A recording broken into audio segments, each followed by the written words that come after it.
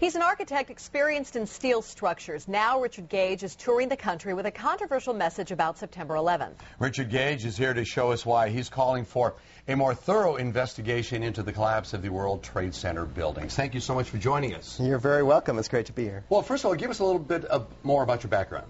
Well, I'm an architect of 20 years, member of the American Institute of Architects, and have been studying steel-framed, fireproof buildings for about that long.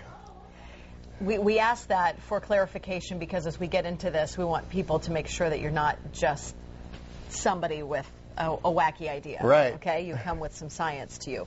What is the official reason for the collapse of the World Trade Center towers? Well, we're told that the planes hit the buildings and there was an explosion and a fire, and about an hour and a half later, in the case of the North Tower, the buildings collapsed due to structural weakening due to the fires.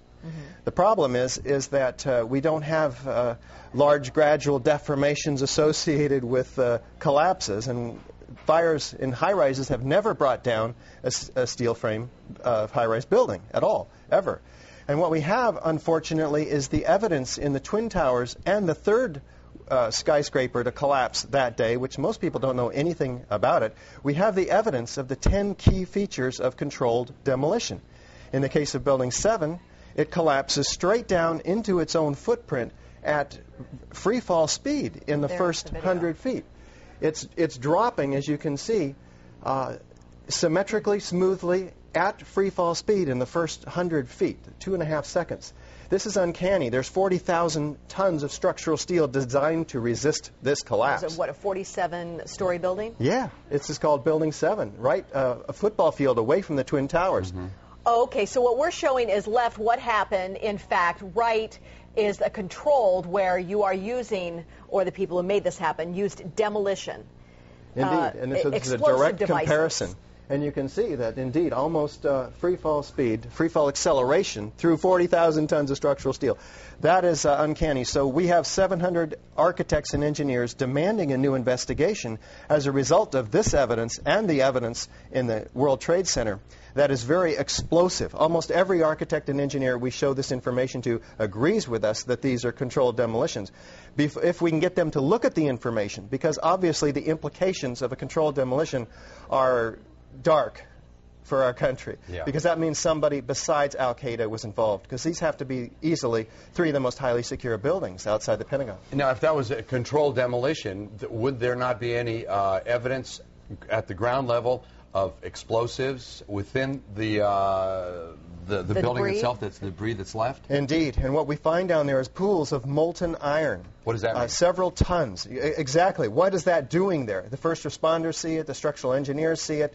It's documented by FEMA, the melting of steel. Normal office fires is what's supposed to have brought these buildings down, along with jet plane impacts. But jet fuel and office fires don't produce molten iron or molten steel. It doesn't begin to melt until 3,000 degrees. But what we have is the fires only produce maybe 1,600 degrees. So what produced all that molten iron? Well, it has in it the chemical evidence of a special incendiary, which is thermite, a high-tech incendiary used to cut through steel like a hot knife through butter. Indeed. In all of the dust throughout lower Manhattan, we have a 4 to 6 inch thick layer of this dust, and throughout it we have evidence of tiny spheres, billions of them, several tons of previously molten iron. Well, how does that happen?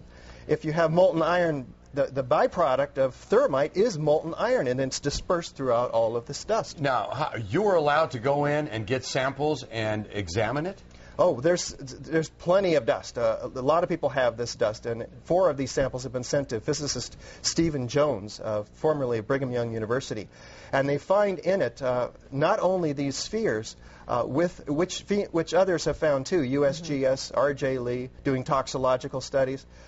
These spheres have iron, aluminum, fluorine, manganese, very unusual elements associated only with thermite. And there's small chips of unignited thermite as well. This is very high-tech thermite, nanothermite. It's not found in a cave in Afghanistan. It's produced in very sophisticated Defense Department contracting laboratories. Okay, well, we have an enemy here. That the finger has been pointed to, that this was the work of al-Qaeda. This was the work of Osama bin Laden, at least to get the planes all going into the buildings and into the field in Pennsylvania and into the Pentagon. Is there no way that they then could still be the enemy that placed those in the buildings first and then did the incendiary device via a plane second? Right. Well, what you have to ask is who had access to the buildings? Did al-Qaeda have access to these highly secure buildings? Probably not. Did they have access to sophisticated nanothermite, where the particles are 1,000 times smaller than a human hair? Probably not.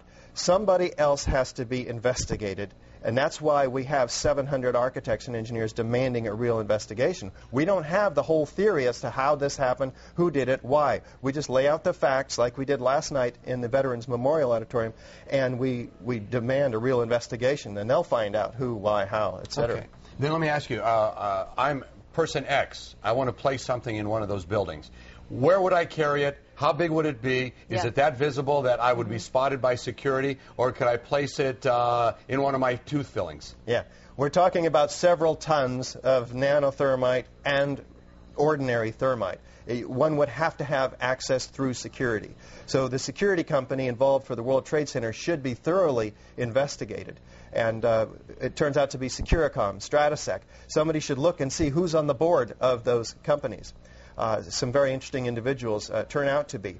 In addition, one would have to have the cover of, say, an elevator modernization, which was, in fact, going on 9 months prior to 9/11, so that there were workers throughout the World Trade Center that had access to the hoistway, which is immediately adjacent to the core columns and beams in the building. You're not trying to freak out the country, but you can't help but feel a little freaked out by this. Yeah, you're getting it. Yeah.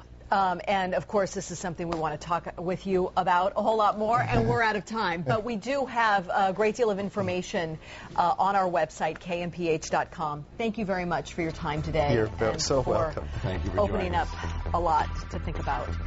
We'll be right back.